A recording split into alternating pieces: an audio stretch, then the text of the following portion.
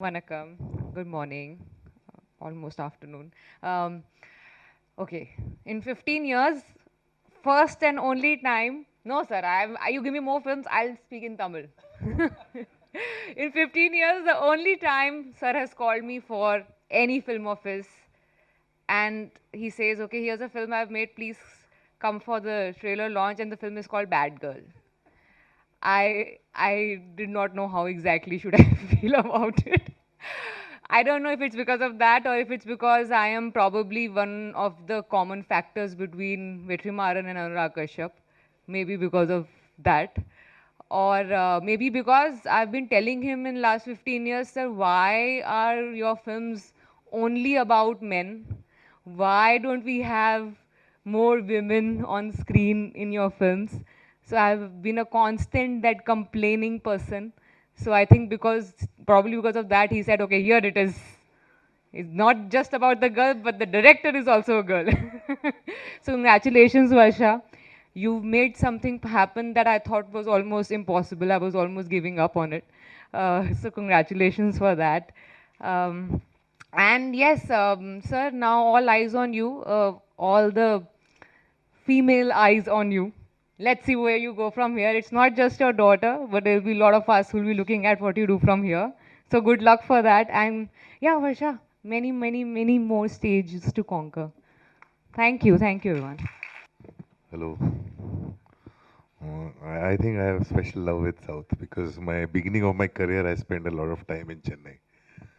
Uh, Ram Gopal Verma's office was in Chennai. I was writing with Shankar sir, Mani sir, Rajiv Menon, Ramosi. Everybody was in Chennai, so I spent my formative years in Chennai. So I have a special love for South. Uh, I think I'm one of those fortunate people who have seen rough cuts of all Vetrimaran films. Like, first, I don't know whether I'm the first or the second person, but when he puts together a film, I get called and I see the longer versions of the film, which I have always loved. So because then when you release it, you have to always cut it down. But always prefer the longer versions because he has so much to say and he has so little time to say. And by little time, I mean even 3 hours is little for him. So I was very surprised when I went to shoot for 2 or 3 days for Vidutalai. So I didn't like I don't ask him. Vetri will call me and I'll go because I love him as a filmmaker, I admire him as a filmmaker, as a person, as a human being, what he stands for. I admire his clarity of thought. He's also played a very instrumental role in me losing my weight without him knowing. So first thing, he didn't tell me what he wanted me to do in Vidutalai as much as he said, I want you to see this one film. We had read the script. The script was shared before and everything, but I had no clue that it was suddenly being presented. And I saw the first half, I was completely blown, Varsha. And I spoke to her, I was like, what is this? And I was like, I want to finish the second half right now. Then before the shoot started, I said, I'm not getting out till I finish the second part of the film. And definitely a film only Varsha could have made. We see a lot of films and we feel like, I wish I could have made it. But this film, I don't think any of us could have seen it the way she sees it. Any of us could have made it. It is just her story, her point of view, her perspective, her.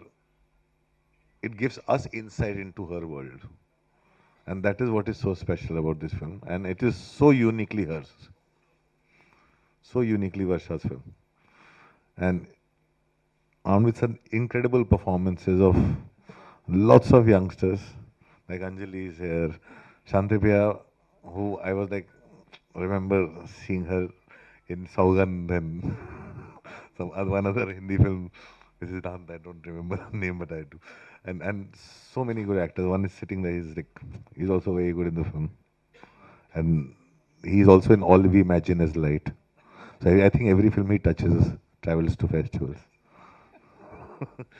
So I think there's such, and Amit Trivedi has really surprised. Has really surprised, like, how he has smoothly made Tamil his own language and his own world. And and I heard his voice. He's also sung a song. So which I was like, wow.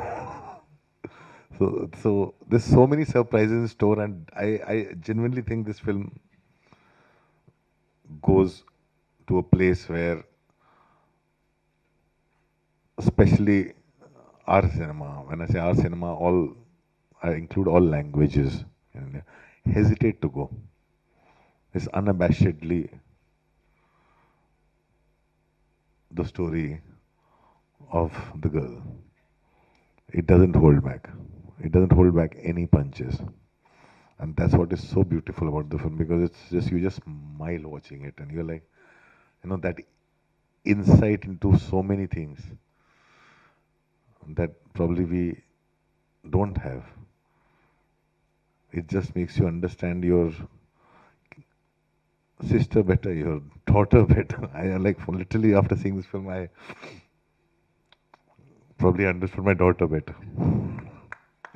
So it was so amazing, and I'm so glad that I got to participate in this film in whatever way and associate with this film. And it's been a long cherished dream. Me and Vetri, we keep talking about wanting to do things together, wanting to do things together, wanting to do things together. I want to do more than just this, and maybe one day we will do more than just this. But thank you so much. Thank you. And amazingly edited, put together films. You, all of you. Very good. Thank you. எல்லாருக்கும் மீண்டும் ஒரு வணக்கம். பேசுகிறது கம்மியாக தான் இருக்குதுன்னு நினைக்கிறேன், நிறைய வருஷா பேசிட்டதால. இந்த படத்தை பற்றி சொல்லணும்னா, பேட் கேர்ள் பற்றி நிறைய எப்போவுமே என் கூட ஒர்க் பண்ணுறவங்க வந்து ஐடியாஸ் பிச் பண்ணுவாங்க. வந்து இப்படி ஒரு ஐடியா இருக்குது, இப்படி ஒரு ஐடியா இருக்குது. And I'm very harsh critic. And sometimes also இது கதை நல்லா இருக்குது, பட் இது படமாகாது. சம்டைம்ஸ் ஆல்சே ஒர்க் ஆகலை. And to come and tell me an idea, அவங்களுக்கு அவ்வளோ கரேஜ் தேவைப்படும். அது மீறி வந்து சொல்லுவாங்க. சொன்னால் நான் நல்லா இல்லைன்னு சொல்லுவேன். மோஸ்ட் ஆஃப் த டைம்ஸ் அப்படி தான் சொல்லுவேன். அண்டு எடுத்த உடனே சொல்லனாலும் கொஞ்சம் நாள் கழித்து சொல்லிடுவேன். அது மாதிரி தான் இருக்கும் எப்போவுமே. வர்ஷா வந்து அதுக்கு முன்னாடி 2-3 ஐடியாஸ் சொல்லிவிட்டு, இந்த ஐடியா சொல்லும்போதே she had one thing added to it. இந்த மாதிரி இது நாங்கள் செட் பண்ணிட்டோம், project is set, Amazon is doing it sir. ஒரு ப்ரொடக்ஷன் ஹவுஸ் தான் கேட்குறாங்க அப்படின்னு தான் வந்தது. ஸோ இந்த படத்துக்குள்ளே வந்து கடைசியாக வந்தது நான் தான். ஸோ கடைசியாக வந்து சேர்ந்தது நான் தான். எல்லாமே more or less it was all set. அவங்க வந்து ஸ்கிரிப்டு ஓகே பண்ணிட்டாங்க, ப்ராஜெக்ட் ரோல் ஆக போகுது. அப்போது ஒரு ப்ரொடக்ஷன் ஹவுஸ் வேணும் அப்படின்னும் போது தான் கிராஸ் ரூட் வந்து ஆல்ரெடி கதை எனக்கு தெரியும்.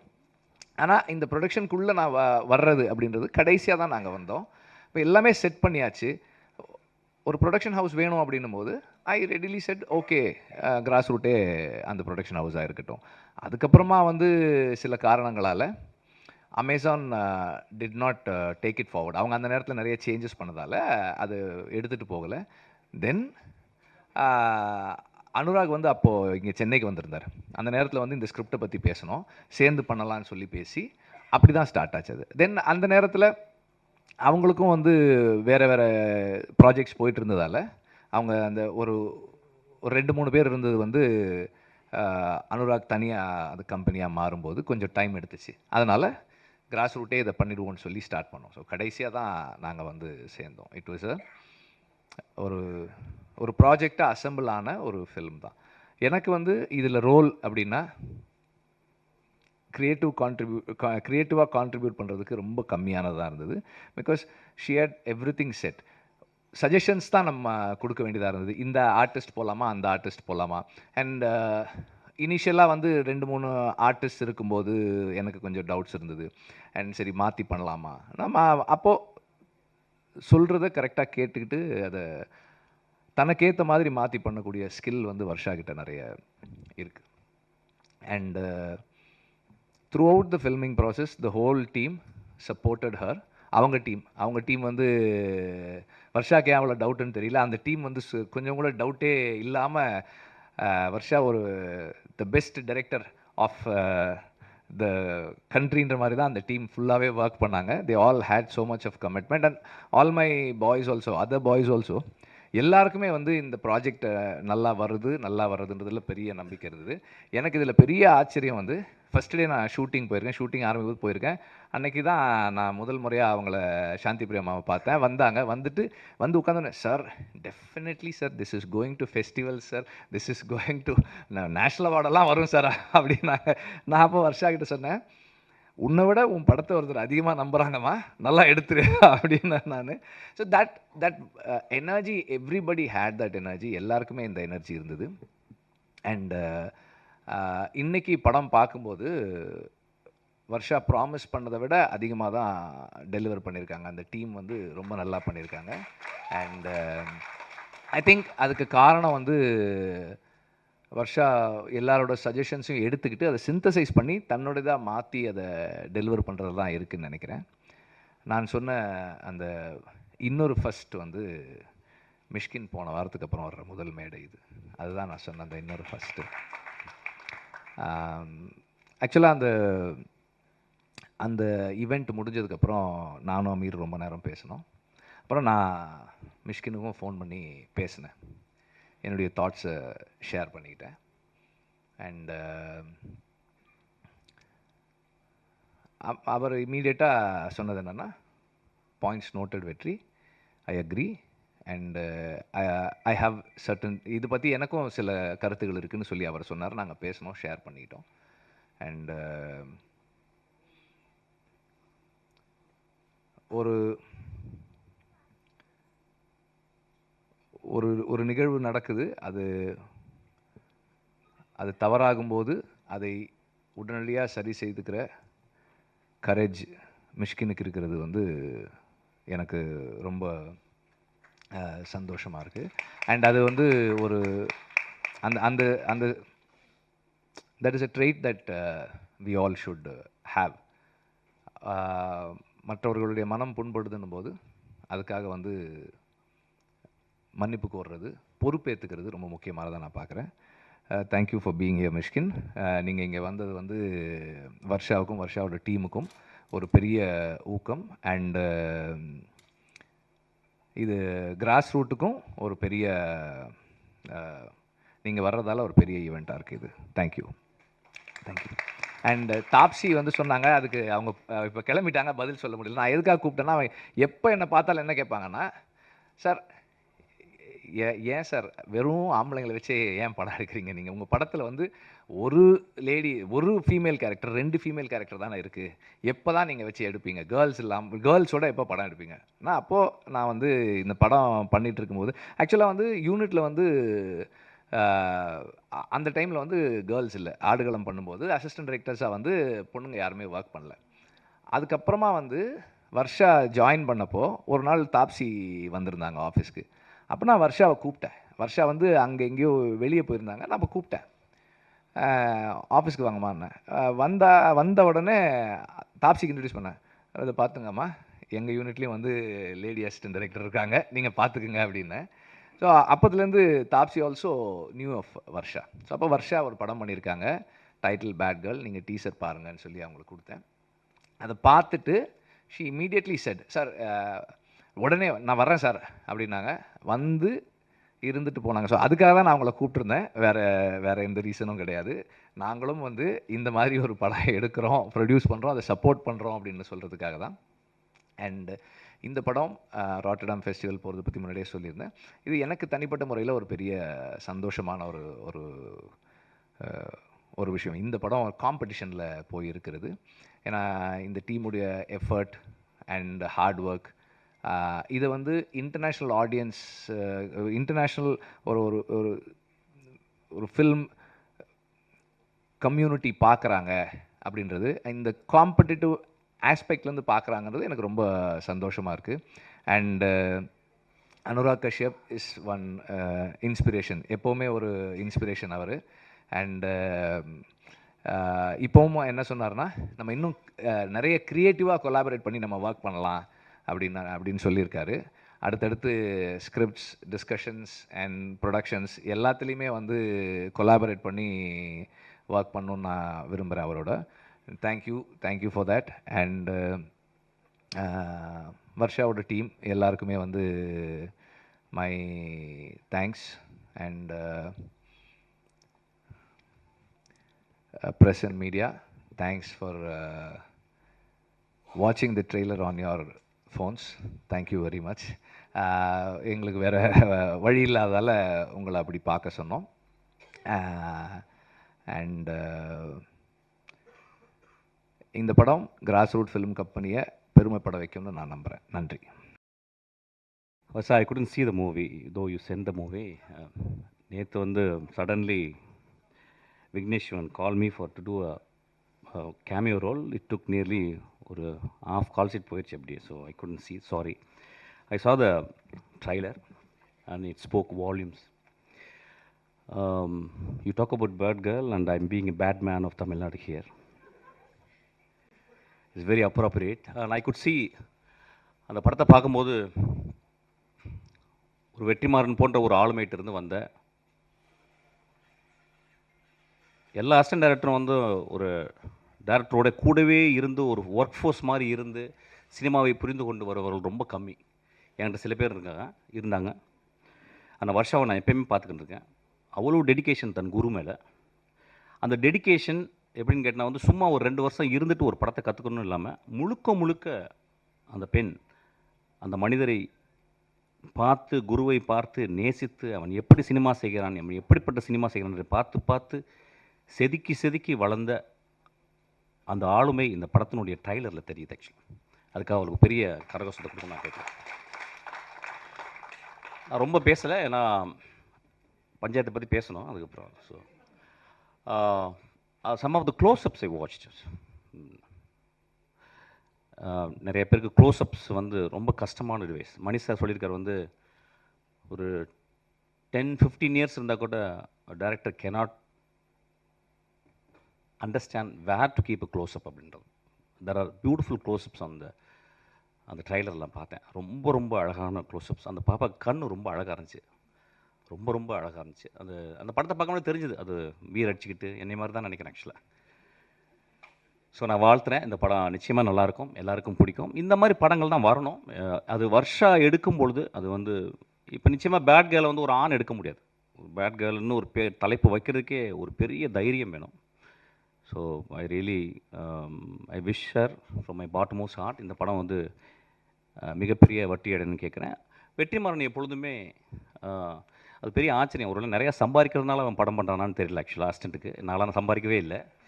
நிறைய படம் பண்ணிக்கிட்டே இருக்கான் அவன். ஆக்சுவலாக எனக்கு ஒரு படம் பண்ண வெற்றி. ஆக்சுவலி வெற்றி வந்து ரொம்ப மெக்னானிமஸ். எனக்கு வெற்றியை வந்து எனக்கு அவ்வளோ காலங்கள் தெரியும்.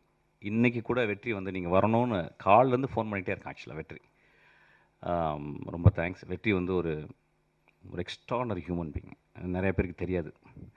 நான் வந்து அந்த மேடையில் பேசும்போது சிரிச்சுக்கிட்டே இருந்த வெற்றி ஒரு டைமில் திடீர்னு ரொம்ப அமைதியாகி மூஞ்சில் கை வச்சு தான். அது எல்லாம் நினச்சாங்க அவன் மூஞ்சி சொல்லிச்சின்னு. இல்லை, வெற்றி என் மேலே இருந்த ஒரு கம்பேஷனில் he felt very bad actually. அதுக்காக வெற்றிக்கு ஒரு கிளாப் பண்ணணும்னு நினைக்கிறேன். ஆக்சுவலாக Vetri is very sensitive. Okay, coming back. Sorry கேட்கணுமா, பகிரங்க மன்னிப்பு கேட்கணுன்னு வந்திருக்கேன்னா, நண்பர்கள் தானே. சரி, okay. I'm going to take little time, Betty. Don't mistake me. Don't stop me. Actually, I think I should also speak from my heart and my pedestal.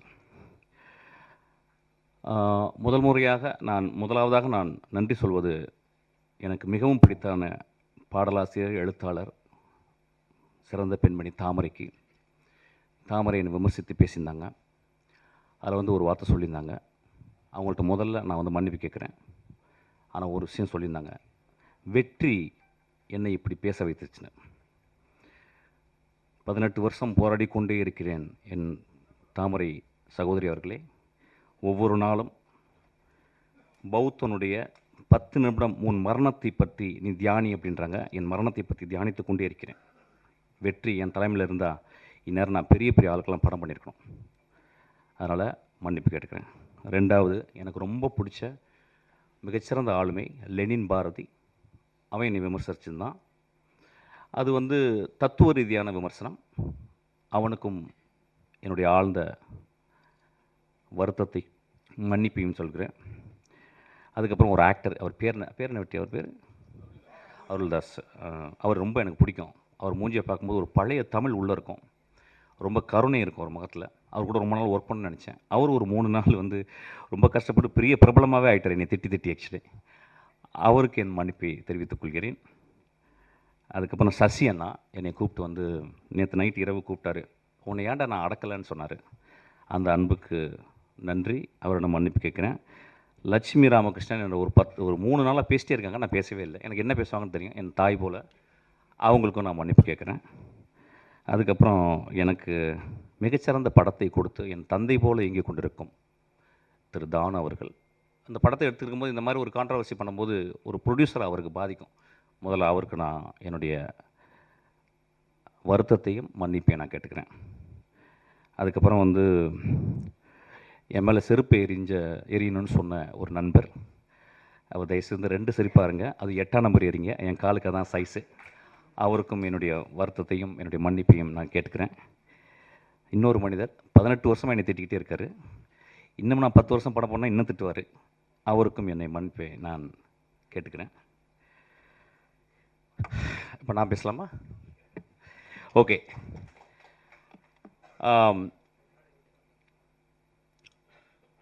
Freud வந்து jokes and அன்கான்ஷியஸ்னு ஒரு புக் எழுதியிருக்கார். Joke சொல்லும்போது, ஒரு நகைச்சுவை சொல்லும்போது, அதை receive பண்ணுறவங்க, அதை வாங்குறவங்க, சிரிக்கிறவங்க ஆள் மனத்தில் இருந்து தான் சிரிக்கிறாங்க. They never react from their conscious. ஒரு ஜோக்கினுடைய இயல்பு. அன்றைக்கி மேடையில் அதுதான் நடந்துச்சு. நான் வந்து அதாவது அமீரிடம் அதுக்கப்புறம் வெற்றிமாறன் மன்னிப்பு கேட்குறேன். நிறைய பேர் அவங்க 2 பேரையும் திட்டினாங்க. அதாவது வந்து முகம் சுளிக்கிற மாதிரி பேசுறதுக்கு அவங்க சிரித்தாங்கன்னு சொல்லிட்டு. அவங்க சிரித்ததை விட மேலே இருந்த எல்லாரும் கீழே அந்த பத்திரிக்கையாலும் விழுந்து சிரித்தாங்க. அது அந்த வீடியோவில் இருக்குது, அதை நீங்கள் பார்க்கணும். ஒரு ஜோக்காக தான் நான் மீன் பண்ணேன் ஆக்சுவலாக.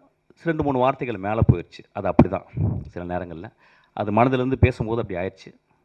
அதுக்காக நான் வந்து மன்னிப்பு கேட்டுக்கிறேன். ஆனால் joke is meant to be a joke. அது வந்து யாரையும் நான் அந்த இடத்துல வந்து ஒரு பர்டிகுலரான ஒரு பர்சனை நான் விமர்சிக்கிறவே இல்லை, ஒரு பர்டிகுலரான ஒரு மனிதனை தாக்கணும்னு எண்ணமே இருந்ததே இல்லை. என்னுடைய ரொம்ப நேசத்துக்கு சொந்தமான என் விஷால், நானும் சண்டை போடும்போது, என்னை மோசமாக பேசும்போதும், என்னை பற்றி அடுத்தவங்களை தப்பாக பேசும்போதும், நான் ரொம்ப வெகுண்டு மேடையில் பேசும்போது ஒரு வார்த்தை கூட அவனை நான் வந்து மோசமான வசை வார்த்தைகளால் பேசலை.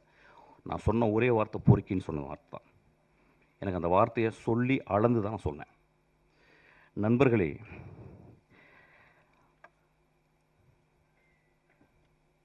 மேடையில் சொன்னாங்க, என்ன சொன்னாங்கன்னா, ஒரு மேடையில் பேசுறதுக்கு நாகரிகம் வேணும்னு சொன்னாங்க. நண்பர்களே,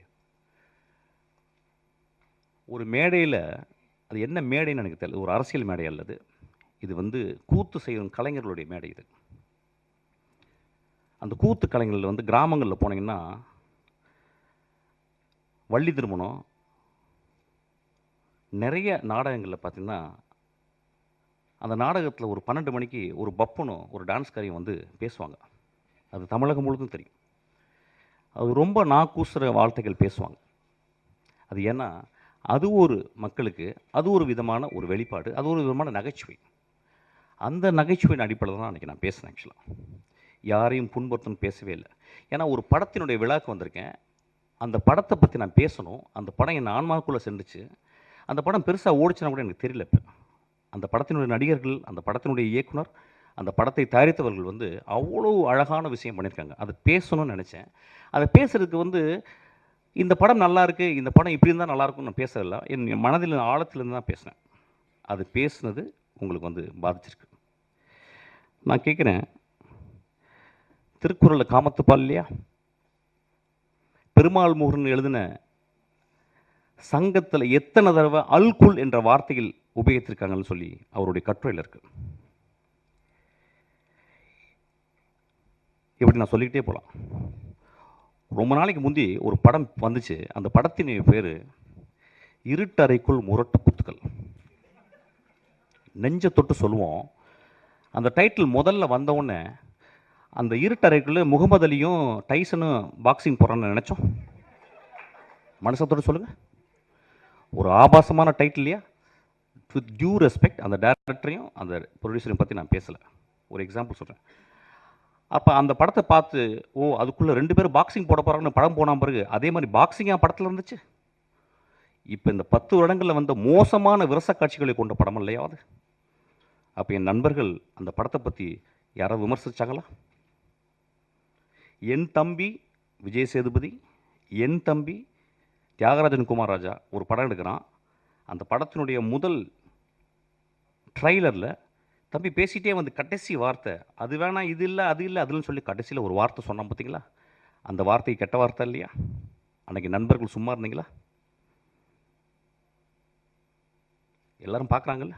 3 நாட்கள் என்ன கிட்டத்தட்ட 500 பேர் எனக்கு ஃபோன் பண்ணாங்க நண்பர்களே. பெண்கள் ஃபோன் பண்ணாங்க நிறைய பேர். பத்திரமா இருங்க அப்படின்னாங்க. ஐயா என்னை பற்றி நீங்கள் சொல்லணும்னா என்னுடைய படங்களை பார்த்து சொல்லணும்.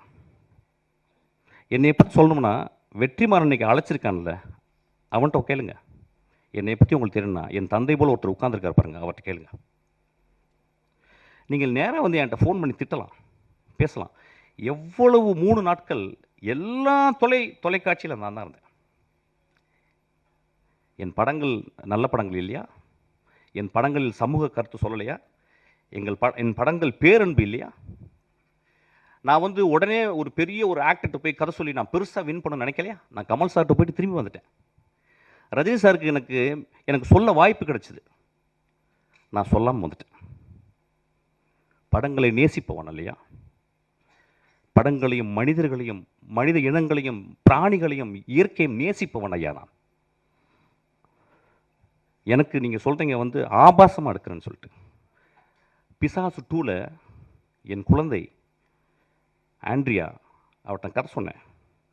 அதில் ஒரு தாய்க்குள்ளே பேய். அப்போ சொன்னேன் அந்த பேய் நிறைய விரசமாக இருக்கிறா, அதுக்கு வந்து நிறையா நிர்வாண காட்சிகள் தேவைம்மா, நடிக்க முடியுமான்னு கேட்டேன். அவர் அந்த கதையை கேட்டு சொன்னான், நடிக்கிறேன் ஐயான்னா. நான் என்ன பண்ணேன், அதுக்கு ஒரு ஃபோட்டோ ஷூட் பண்ணேன். அந்த ஃபோட்டோ ஷூட்டு ஒரு பெண்ணால் எடுக்கப்பட்ட ஒரு ஃபோட்டோ ஷூட்டு ரெடி ஆயிடுச்சு. என்னுடைய அசிஸ்டன்ட் டைரக்டர் ஈஸ்வரி அனுப்புகிறேன், நானும் உள்ளே இருக்கேன். அவள் அந்த பெண் அந்த அந்த அந்த அந்த மிகச்சிறந்த ஆக்ட்ரஸ், அவள் மிகச்சிறந்த ஆளுமை. அவள் என்ன பண்ணா, என் நம்பிக்கையில் என் கதை மேலே இந்த நம்பிக்கையில் அவள் அந்த ரூமில் போயிட்டு அவள் நிர்வாணமாக வெளியே வர வேண்டியது. நான் அவள் வீட்டு வெளியே போயிட்டு சிகரெட் பிடிச்சிட்டு நான் அப்படியே ஆஃபீஸ்க்கு வந்துட்டேன். அவள் ஃபோன் பண்ணி எங்கே சார் இருக்கீங்க கேட்டான். நான் சொன்னேன், அம்மா உன் நிர்வாணத்தை நான் காட்டி என் படத்தில் நான் காட்டி என் படம் ஓஹோன்னு பெரிய பேர் வாங்கலாம், நான் ஒரு பெரிய பெட்ரோ ஆல்பனர் மாதிரி நான் ஒரு பெரிய பேர் வாங்கிடலாமா? ஆனால் உன்னுடைய நிர்வாணத்தை காட்டி நான் என் படத்தில் காட்டினேன்னா, போஸ்டரில் காட்டினேன்னா, அதை பார்க்கும் இளைஞர் நான் பார்த்த பார்வை மாதிரி ஒரு இலக்கியமாக அந்த திரைப்படத்தை பார்ப்பாங்களா? விரசமதமாக பார்ப்பாங்க. அந்த காட்சி வேணான்னு சொல்லிட்டு வந்தீங்க. அந்த காட்சி நான் ஒரு ஃபோட்டோ எடுத்தாந்து நான் போஸ்டரில் போட்டிருந்தா இந்நேரம் அந்த படம் ரிலீஸ் ஆகிருக்கும். 2 வருடம் அந்த படம் வந்து கேனில் இருக்குது. அந்த படத்தை பார்த்த ஒரு மனுஷன் வெற்றிமாறன் உட்காந்துருக்கான். அதை பார்த்துட்டு சாயங்காலம் எனக்கு ஒரு மெசேஜ் பண்ணால், இந்த இரவு முழுதும் என்னால் பேச முடியாது, நான் காலையில் போன்றேன் மிஸ்கின் அப்படின்னு சொன்னான். அந்த குழந்தைக்கு அந்த ஆண்ட்ரியா ஒரு மிகப்பெரிய அவார்டு இன்டர்நேஷ்னல் லெவலில் அவளுக்கு ரெக்கக்னிஷன் கிடச்சிருக்கும். அந்த படம் ஓடாமல் இருக்குது. நான் சினிமாவை நேசிப்பவன் இல்லையா? சினிமாவையும் சினிமா மேடையும் சினிமா மனிதர்களையும் நேசித்து கொண்டே இருக்கிறேன். எனக்கு அதை தவிர வேறு வேலையே கிடையாது. நான் ஓனாய் ஆட்டுக்குட்டி பண்ணேன். அது முதல் நாள் ரிலீஸ் ஆக விடலை, உங்களுக்கு தெரியாது. அன்றைக்கி மறுநாள் நைட்டு ரிலீஸ் ஆச்சு. 10 நாளுக்கு அப்புறம் அதை டிவி ரைட்ஸ் வாங்க வந்தாங்க. அப்போ எனக்கு நெருக்கமான மனிதன் ஒரு பெரிய இயக்குனர் என்னை கூப்பிட்டு போய் உனக்கு நிறைய காசு வாங்கி தரேன்டான்னு கூப்பிட்டு போனார். ஒரு பெரிய ரூமுக்குள்ளே போனான் ஐயா. அவன் என் நண்பன். அவன் 20 பேர் இருந்தாங்க அந்த ரூமுக்குள்ளே. 75 லட்சம் ரூபாய்க்கு நீ டிவி ரைட்ஸ் கொடுத்தா கொடு அப்படின்னாங்க. நான் சொன்னேன், ஐயா நான் ரொம்ப கஷ்டப்பட்டு எடுத்துருக்கேன், இந்த படம் நல்ல படம், ஒரு 2 ரூபா கொடுங்க ஏன்னு கொடுக்க மாட்டேன் சொல்லிகிட்டே இருக்காங்க. அப்போ தான் எனக்கு தெரிஞ்சுது 20 தடியர்களை உள்ளே வைத்து என்னை மிரட்டி என்னை கையெழுத்து போட வச்சாங்க. 75 லட்ச ரூபா கொடுத்தாங்க. அந்த திரைப்படம் அந்த சேனலில் இது வரைக்கும் 80 வாட்டி ரிலீஸ் ஆயிருக்கு.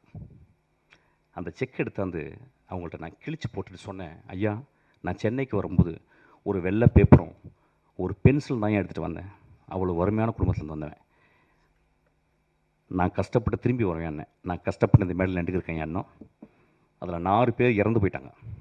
அந்த எனக்கு துரோகம் செஞ்சான் அந்த மனுஷன், அவன் ஒரு பெரிய டைரக்டர் இருக்கான்.